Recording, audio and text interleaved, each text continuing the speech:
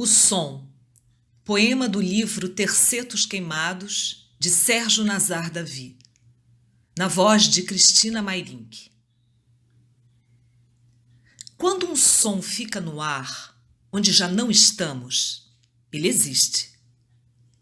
O som sozinho não é o mesmo de quando em sua mudez o vazio ergue muros, vácuos, hiatos, intermitências a que chamamos silêncio.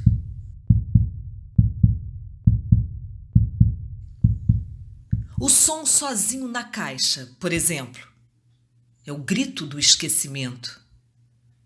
O som sozinho no corpo é o remoer da vida querendo.